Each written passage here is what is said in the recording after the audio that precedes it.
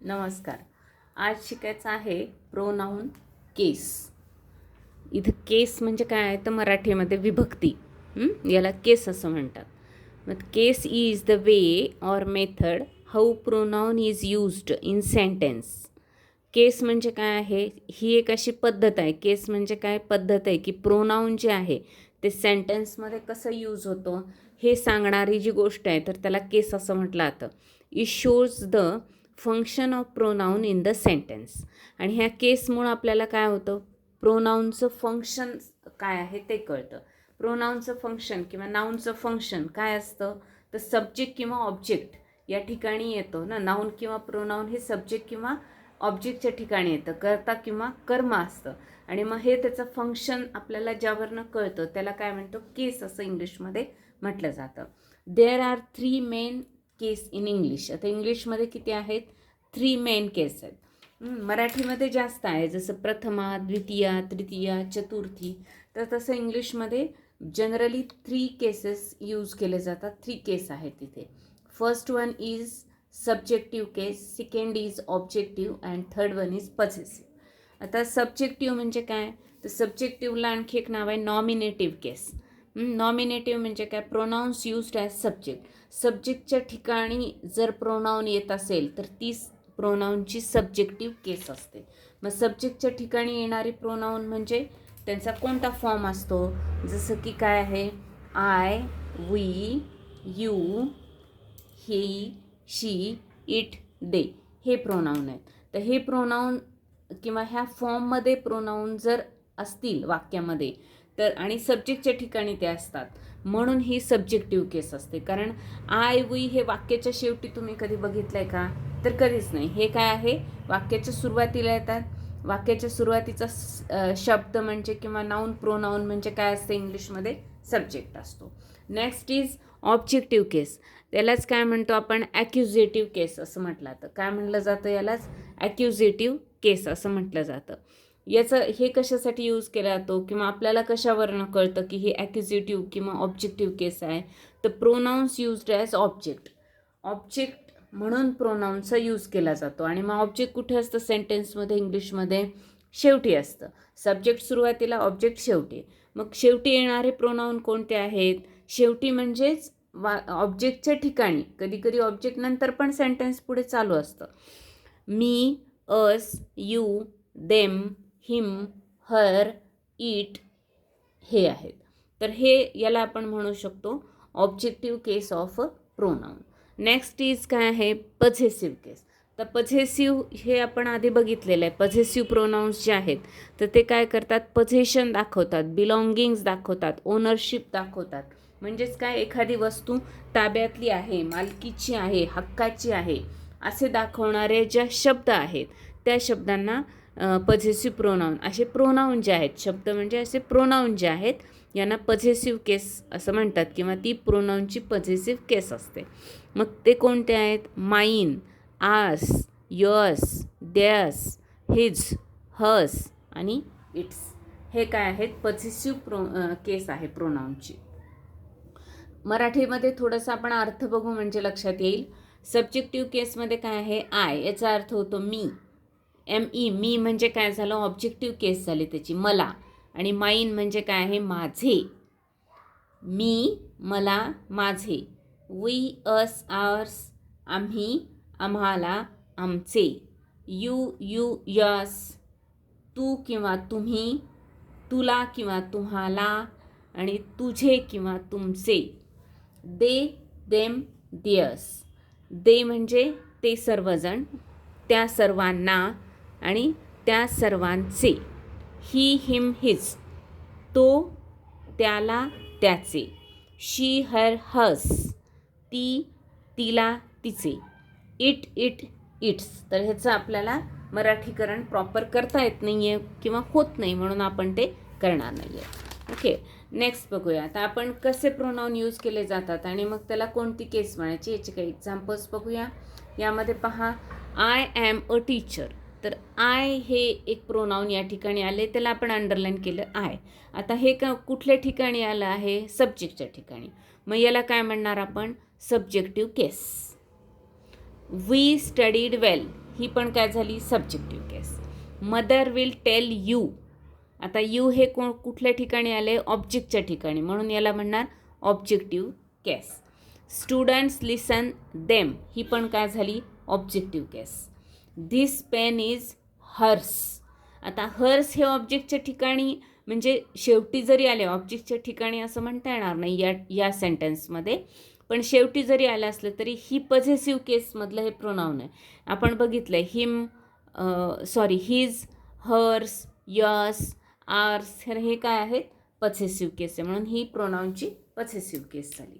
याशिवाय आणखी 2 केस इंग्लिशमध्ये त्याची चर्चा केली जाते की जे की काय आहे नॉमिनेटिव्ह केसच आहे ती किंवा सब्जेक्टिव्ह केसच असते, पण ती उद्देशून म्हणलेली असते, म्हणून त्याला काय म्हणलं जातं व्होकेटिव्ह केस म्हणलं जातं. नॉमिनेटिव्ह ऑफ ॲड्रेस, एखाद्याला उद्देशून ते बोललेलं असतं. जसं की काय व्हेन अ नाऊन इज ॲड्रेस्ड, हे नाऊन जे आहे याच्यामध्ये नाऊन काय पाहता Soham you should do it, तर सोहम असं म्हणलं म्हणजे सोहमला उद्देशून हे पुढचं वाक्य आहे, म्हणून या ठिकाणी यू हे जे आहे तर ही सब्जेक्टिव्ह केस नव्हता, याला काय म्हणलं जातं व्होकेटिव्ह केस म्हणलं जातं. ॲक्च्युली ही नॉमिनेटिव्हच आहे. जर समजा सोहम हा शब्द आपण काढून टाकला तर काय होईल हे यू शुड डू इट, म्हणजे यू हे काय आहे सब्जेक्टिव्ह केसच झाली ही, पण काय केलेलं आहे सोहम हा शब्द आधी आल्यामुळं सोहमला उद्देशून हे वाक्य म्हणल्यामुळं याला व्होकेटिव्ह केस असं म्हटलं जातं. जनरली ह्याचा फार वापर केला जात नाही, माहितीसाठी आपण हे तुम्हाला सांगत आहे. आपण dative case, when a noun or pronoun used as indirect object. Indirect object तुम्हाला माहिती आहे डायरेक्ट आणि इनडायरेक्ट ऑब्जेक्ट असे 2 असतात सेंटेन्समध्ये. तर डायरेक्ट ऑब्जेक्ट आणि इनडायरेक्ट ऑब्जेक्ट सकर्मक किंवा काय म्हणू आपण त्याला मुख्य कर्म असं म्हटलं जातं, प्रत्यक्ष आणि अप्रत्यक्ष असं मराठीत म्हटलं जात असे. Soham gave her a book, Soham gave her a book, याच्यामध्ये 2 ऑब्जेक्ट आहे. आता आपण जेव्हा ऑब्जेक्ट सब्जेक्ट जेव्हा बघणार आहेत ना त्यावेळी याच्याबद्दल डिटेल इन्फॉर्मेशन आपण बघूया, पण आता तात्पुरतं असं लक्षात ठेवायचं आहे की ज्या शब्दामुळं किंवा ज्या ऑब्जेक्टमुळं वाक्य हे जे काय आहे मिनिंगफुल होतं, अर्थपूर्ण होतं, तो डायरेक्ट ऑब्जेक्ट असतो. आणि मिनिंगलेस होतं, पुढे काहीतरी आणखी असलं पाहिजे असं वाटतं, तर तो इनडायरेक्ट ऑब्जेक्ट असतो. जसं सोहम गेव हर, इथपर्यंत वाक्य पूर्ण होत नाही, त्यामुळे ते मिनिंगफुल होत नाही. पण मी जर हर कट केलं सोहम गेव अ बुक तर हे वाक्य पूर्ण होतं, म्हणून हे काय झालेलं आहे अ बुक हा डायरेक्ट ऑब्जेक्ट झाला आहे. आपल्याला इथं काय म्हणलं आहे pronoun or noun used as indirect object. Indirect object कोणता आहे मग या ठिकाणी हर, आणि या ठिकाणी काय आलेलं आहे नाऊन किंवा प्रोनाऊन, म्हणजे हे प्रोनाऊन आलेलं आहे, तर याला डेटिव्ह केस असं म्हटलं जातं. यासाठी आपल्याला काय करावं लागेल आधी 2 ऑब्जेक्ट सेंटेन्समध्ये आहेत का, जर 2 ऑब्जेक्ट असतील तर त्यामधला कोणता डायरेक्ट आहे आणि कोणता इनडायरेक्ट आहे हे पण आपल्याला पाहावं लागेल. त्यानंतर आपल्याला ती डेटिव्ह केस आहे का नाही हे डिस्कस करावं लागेल किंवा ठरवावं लागेल. Grandmother told him a story, grandmother told him इथपर्यंत वाक्य पूर्ण होत नाही, पण हिम कट करून आपण अ स्टोरी जर घेतलं ग्रँडमदर टोल्ड अ स्टोरी तर हे वाक्य काय आहे मिनिंगफुल आहे. मग जेव्हा हे वाक्य असं मिनिंगफुल होतं तर त्यावेळेस हा असतो इनडायरेक्ट आणि हा आहे डायरेक्ट ऑब्जेक्ट, म्हणून इथं हिम हे काय आहे डेटिव्ह केस झालेली आहे.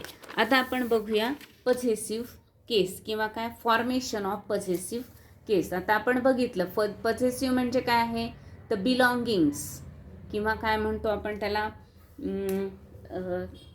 पॉझेशन दाखवणाऱ्या जी नाऊनचा फॉर्म आहे प्रोनाऊनचा फॉर्म आहे त्याला पॉझेसिव्ह केस असं म्हटलं जातं.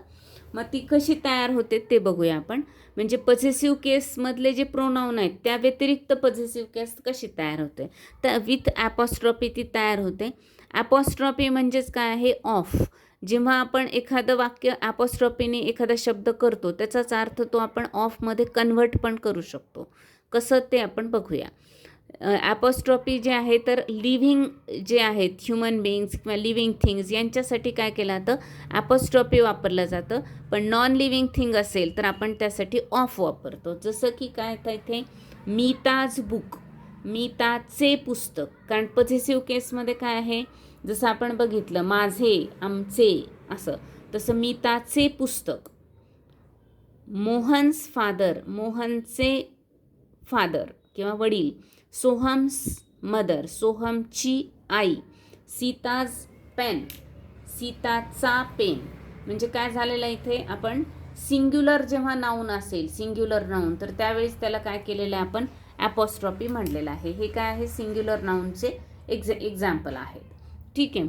पण आपल्याला याला असं आपण बुक ऑफ मीता असं म्हणू शकत नाही, कारण का, तर नॉन लिव्हिंगसाठी आपण ऑफ वापरतो आणि लिव्हिंगसाठी आपण ॲपॉस्ट्रॉफी वापरतो. जसं लेग्स ऑफ टेबल, या ठिकाणी टेबल्स, लेग्स, बुक्स, पेजेस असं आपल्याला म्हणता येत नाही. इथे ऑफचाच वापर करावा लागतो. म्हणून लक्षात ठेवायचं आहे, नॉन लिव्हिंग थिंगसाठी ऑफ वापरा आणि लिव्हिंग थिंगसाठी ॲपॉस्ट्रॉफी वापरा. पण आता इथे ठीक आहे, ॲपॉस्ट्रॉफी आपण वापरलं, पण समजा असे काही प्लुरल नाऊन आहेत जे की एंडिंग कशाने होतात, यसने एंडिंग होतात. मग त्याला आपण कसं काय ॲपॉस्ट्रॉफी द्यायचं किंवा त्याचा अर्थ काय होतो पहा. आता हे गर्ल्स पेन्स, तर आता गर्ल्स हे काय झालेलं आहे, प्लुरल झालेलं आहे आणि त्याला आपल्याला ॲपॉस्ट्रॉफी द्यायचे, म्हणजे आपल्याला मुलींचे, अनेक मुलींचे असं म्हणायचं आहे. म्हणून मग जर आपण याच्या समोर परत यस लिहायची गरज नसते, म्हणजे हे काय झालं, प्लुरल विथ ॲपॉस्ट्रॉफी. म्हणून याचा अर्थ काय होईल, हे पण आपल्याला प्लुरल करावं लागेल, कारण इथं गर्ल्स पेन्स, मुलींचे पेन, म्हणजे एका मुलीचा नाही आहे, तर काय अनेक मुलींचे. पण याच्याऐवजी जर असं असतं कसं, जसं की गर्ल्स पेन म्हणजे एकाच मुलीचा, GIRL आणि ॲपॉस्ट्रॉफी एस असा असेल तर तो एकाच मुलीचा, म्हणजे काय झालं, ते सिंग्युलर झालं. मग मुलीचा येईल, ते मुलींचा येणार नाही, हे चुकून झालं आहे. मुलीचा पेन काय होईल, मुलीचा पेन. आणि इथे काय होईल, मुलींचे पेन, अनेक मुलींचे पेन. तर हे सेम आहे. बॉईज स्कूल, यसनी एंडिंग आहे, म्हणून काय झाले, हे अनेक मुलं झाले. म्हणून मुलांच्या शाळा. जर समजा नुसतं मी इथे ॲपॉस्ट्रॉफी न देता वरच्याप्रमाणे BOY ॲपॉस्ट्रॉफी S असं लिहिलं असतं आणि स्कूल लिहिलं असतं, तर बॉय स्कूल, मग त्याचा अर्थ काय होईल, मुलाची शाळा, मुलाची शाळा. ठीक आहे. आता तसेच आणखी काही एक्झाम्पल्स आपण बघूया. पण प्लुरल आहेत, पण यसनी एंडिंग नाही आहे. प्लुरल आहे पण यसनी एंडिंग नाही. अशा वेळेस काय होईल, तर जसं मॅन्स शर्ट म्हणजे एका मानवाचा शर्ट. इथं आता मानव ॲक्च्युअल तो अर्थ होतो म्हणून आपण घेतलेला आहे.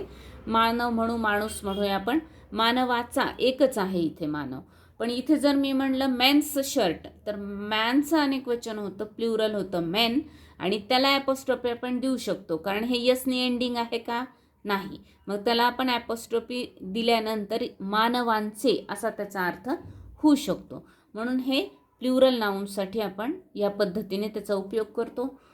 चिल्ड्रन्स गेम, आता चिल्ड्रन हे सुद्धा प्लुरल आहे वर्ड, हा चाइल्डचं चिल्ड्रन होतं आपण पाहिलं आहे. मग त्याला ॲपॉस्ट्रॉफी आपण लिहू शकतो का, कारण हे यसनी एंडिंग नाही आहे. पण यसनी एंडिंग आहे आणि आपल्याला ते अनेक वचनी असं करायचं असेल तर आपण त्याला ॲपॉस्ट्रॉफी लिहायचं आहे, पुढे यस लिहायचं नाही. म्हणून याचा अर्थ होईल मेन्स शर्ट्स अनेक, त्यामुळे इथं काय होईल, मानवांचे शर्ट्स म्हणजे मानवांचे किंवा अनेक वचनी या पद्धतीने ते होऊ शकेल. ठीक आहे. आज आपण या ठिकाणी थांबणार आहेत. आजची जी प्रोव्हर्ब आहे ती आहे अ बर्न्ट चाइल्ड ड्रेड्स फायर. अ बर्न्ट चाइल्ड ड्रेड्स फायर म्हणजे काय आहे, तर पोळलेला मनुष्य अधिकच काळजीपूर्वक वागतो. पोळलेला म्हणजे काय, एखाद्या गोष्टीमध्ये वेदना झालेला, एखाद्या बाबतीमध्ये दुःखद अनुभव आलेला जो माणूस असतो तो पुढच्या वेळी त्या प्रसंगातनं जाताना अधिकच काळजीपूर्वक वागतो. ठीक आहे. आज आपण इथे थांबूया. नेक्स्ट लेक्चरमध्ये आपण पुढच्या पार्टचा स्पीच बघणार आहेत. थँक्यू.